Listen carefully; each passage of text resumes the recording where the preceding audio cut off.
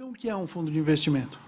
Um fundo de investimento é um condomínio. Ele é definido nas normas que regem o sistema financeiro nacional e também em outras normas esparsas, como um condomínio. Ele é uma comunhão de recursos. Esse ente despersonalizado, ele traz já, pela sua própria natureza, uma possível grande confusão. A representação desse condomínio, desse fundo, desse ente despersonalizado é feita por uma instituição financeira, um administrador, também, em muitos casos, gestores, que às vezes podem ser a mesma instituição administradora, às vezes não, por custodiantes, existe também a figura do auditor, então são os chamados prestadores de serviço dos fundos. Esses prestadores de serviço muitas vezes são confundidos para o bem e para o mal com o próprio fundo. Situação que não deveria ocorrer, na medida em que um fundo, sendo uma comunhão de recursos financeiros, um condomínio, nós temos as características típicas de um condomínio com sujeitos ativos e sujeitos passivos. Então, nós temos no passivo do fundo os cotistas, aqueles que investiram os seus recursos naquele determinado fundo de investimento, e no lado do ativo, nós temos os elementos que foram adquiridos, que foram levados ao fundo e que constituem a sua chamada carteira de investimento. Então, essa é uma distinção que seria conveniente nós termos bem em mente. Então, hoje, nós temos duas classificações de fundo, né? Você tem os fundos de condomínio aberto, que são aqueles fundos onde o cotista, o cliente, ele pode resgatar quando ele quiser e quanto ele quiser. Então, não tem nenhum tipo de inflexibilidade em relação aos resgates e aportes. Ele pode resgatar daquele fundo independente dos demais cotistas. E você tem, em contrapartida, uma tributação semestral, que ocorre todo mês de maio e novembro, que são os chamados come-cotas, que é uma antecipação do imposto de renda devido toda vez que você faz que você venha fazer um resgate. Então, você tem o fundo aberto, que te traz a flexibilidade de resgatar e aportar, mas que você tem uma antecipação de imposto a cada semestre, né, mês de maio e de novembro. Por outro lado, você tem o fundo de investimento fechado, que ele te permite fazer uma única amortização ao longo do ano, ou a cada 12 meses.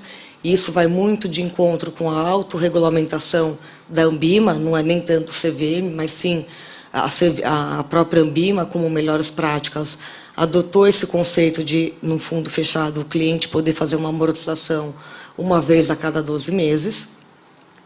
Então, você tem uma certa inflexibilidade de poder resgatar toda vez que você quer e quanto você quer. À medida que o fundo fechado, você pode ter uma amortização a cada 12 meses, e, em contrapartida, você não tem essa tributação semestral de come-cotas em mês de maio e de novembro. Significa dizer que você tem o diferimento e postergação do imposto, que só vai ser recolhido quando o cliente, o cotista, ele vier a fazer o resgate daquele fundo. Então, aqui, primeiro, a gente já traz uma grande eficiência fiscal em relação aos fundos de investimento comparado ao investimento na pessoa física ou até mesmo numa holding, né, que você tem uma tributação ainda mais onerosa. Embora a tributação, né, o efeito fiscal, a eficiência fiscal seja um grande atrativo dos fundos, em especial do fundo fechado, eu vejo aqui o fundo fechado como tem outros dois grandes benefícios que vale a pena a gente considerar. Primeiro, a questão de governança corporativa. Então, à medida que os cotistas do fundo eles podem colocar certas cláusulas de governança no regulamento do fundo, e aqui é muito comum, quando eu lido com as famílias, sejam parentes, ou seja, até por uma questão de sucessão, o próprio patriarca ou a matriarca, ele tem muita vontade de, às vezes, ter o fundo em condomínio com seus filhos ou com irmãos e parentes, mas que, de certa forma, ele precisa limitar o resgate ou autorizar um resgate para cada um dos cotistas. Então, quando você tem um fundo fechado, que você faz uma amortização, todos os cotistas, obrigatoriamente, têm que amortizar, e, portanto, todos têm que anuir com essa amortização. Então, trabalhando aí com grandes empresários e famílias, a gente vê que é comum o cliente, às vezes, ter um fundo exclusivo, fechado, exclusivo ou até o restrito, quando você consegue colocar outras pessoas da família, né? Então, uma situação clássica de um cliente que tem o fundo em condomínio com os filhos e que ele já quer antecipar um pedaço do patrimônio em vida, mas ele não quer dar total liberdade para aquele filho usar os recursos.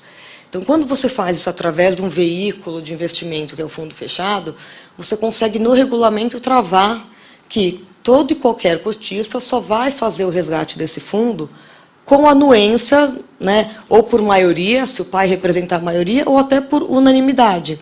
Então, você consegue trazer aqui uma cláusula de governança dentro do fundo. Compliance. O que é compliance no universo dos fundos?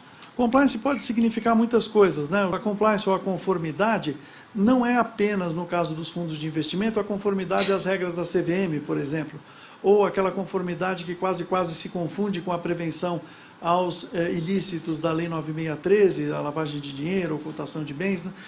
Compliance no universo dos fundos é muito mais do que isso. É a verificação, monitoramento ativo dos direitos e obrigações alocados na carteira daquele determinado fundo com as peculiaridades desse universo. Portanto, entendendo que cada fundo pode ter objetos específicos, pode ter uma destinação muito específica. Então, compliance no universo dos fundos é um termo bastante abrangente. Essa capacidade, essa flexibilidade que o fundo permite para um uso positivo, ela também permite para um uso negativo, e a autoridade, a autoridade que está com uma investigação criminal, quando ela se debruça sobre uma estrutura dessa, ela começa a perguntar quem é o beneficiário final, quem que está ali no meio. Isso aqui está feito dessa forma não por uma eficiência, mas talvez para dificultar a persecução. Então, a gente tem que ter muito claro essa necessidade de um programa de integridade que demonstre que ali, o que foi montado para buscar esses aspectos positivos da legislação. Então, o administrador, ele, no dia a dia, ele tem essa responsabilidade, né, de fazer essa separação e, além disso, né, fiscalizar. Né, fiscalizar quem? Os gestores, que é quem são os responsáveis pelo compliance do investimento, na verdade, para ver se esse investimento ele de fato está adequado à política de investimento, às regras e às políticas internas dele. Né, o administrador, é óbvio que ele não chega diretamente nessas políticas, mas eles esperam que o gestor, assim por diante, aqueles operadores do investimento, eles sigam essas regras. E a função dele, principalmente perante a CVM, é essa fiscalização.